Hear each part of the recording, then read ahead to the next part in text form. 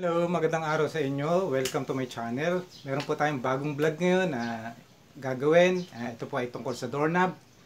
Meron po tayong lumang doorknob na papalitan. Kaya kung kayo po ay nagbabalak na magpalit ng doorknob, ito na po yung video para sa inyo. Tara, simulan na natin.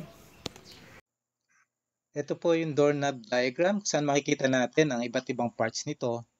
Ayan. Dito na po tayo sa pinto. Ito po yung harap ng pinto. May kalumaan na rin po. Nakita nyo po yung arrow. Ito po yung labas na doorknob na ating papalitan. Pumasok po tayo sa loob para makita natin yung kabilang side. Ayan. Kung nakita nyo po itong pinto, ayan, arrow, yan po yung ating papalitan. Okay, simulan natin tanggalin. Meron po tayong screwdriver na Phillips. Ayan, may dalawang screw po ito na magkabila, kaliwa at saka kanan. So, haba rin po yung screw nito, around 1.5 inches. Medyo matagal ding tanggalin. So, ayan, kita niyo po yung doorknob, luma na siya eh. Kaya hindi na siya gumagana. Sobrang kalumaan. Siguro meron na itong mahigit 40 years. Ayan. Kung makikita niyo po yung mechanism sa loob, ito po yung latch assembly. Ayan. Ito naman po yung labas, yung cover niya, ayan, natanggal na rin natin. Ang sunod po natin tatanggalin dyan mamaya ay yung latch assembly. So for the meantime, ito po yung ipapalit natin bagong doorknob. Mas madali po itong ikabit dahil screw type po siya, hindi katulad ng traditional na doorknob ng araw na kung saan may locking mechanism siya na sinasalpak lang yung cover. Pero yung loob niya naka-screw pa rin. Pero mas madali kasi ikabit ito kumpara mo doon sa lumang mga doorknob ng araw. So ayan po, may dalawa din po siya mahabang screw. Mamaya makikita niyo po kung paano na. Ayan, simulan na po natin. Ayan, tinanggal natin. Tatanggalin muna natin itong latch assembly. May dalawang screw po ito dito sa harap niya. Yung pinaka latch assembly plate. Ayan, natanggal na. Ipapasok natin yung bagong latch assembly. Ayan. Bali, ito po yung lumulubog. Ito yung latch assembly na tong dulo na yan. Malapit sa screw. Yan po yung mechanism part na naglalak pagka sinira yung pinto. Lumulubog at lumalabas po yan. May spring po dito sa loob ng latch assembly. Test po natin. Ayan, gumagana po yung spring niya. Kung nakita niyo po, pinress ko po ng 2 beses.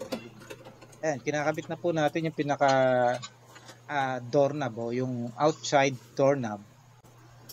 Tingnan po natin sa kabilang side kung saan meron kayo makikita na protruding rod. Ito po yung tinatawag na spindle. Ito po yung spindle na to. Pag pinihit natin yung doorknob, iikot po siya at magiging dahilan para magsara or bumukas yung ating pinto. Meron din po 2 butas ito sa magkabilang gilid. Diyan po dadaan yung screw para mabuo na po yung ating doorknob. Tingnan natin kung lalapat yung pinto. Ayan. Okay siya.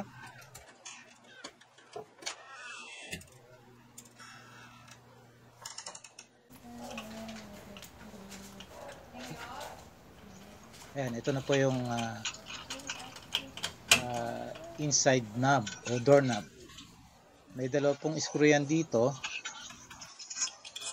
Ayan, magkabila, kaliwat kanan. Sinusuot ko po yung sa bandang kanan na screw. Ayan, one. And then, higpitan natin. Higpitan lang po. Medyo matagal kasi nga mahaba yung screw.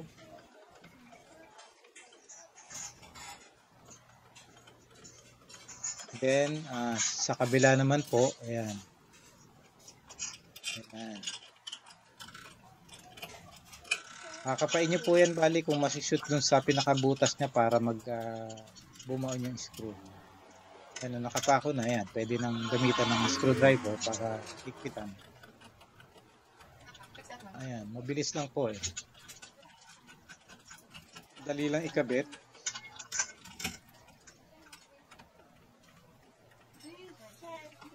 Although sa mga lalaki po, madali lang ito. Pero sa mga babae po, kung wala yung kanilang mga mister sa bahay, kailangan ikabit yung doorknob. Pwede nyo pong sundan itong video na ito para mag-guide kayo kung paano ikabit. Simple lang po ito. Hindi sa ganun kahirap.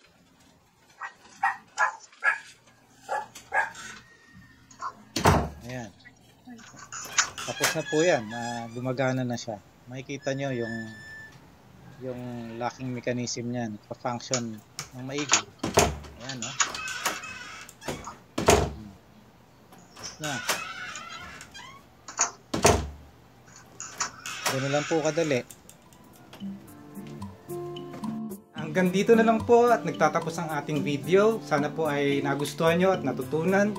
May natutunan kayo dito sa video at nag-enjoy kayo. Paki-like na lang po at subscribe na rin po sa aking channel, House Tricks TV.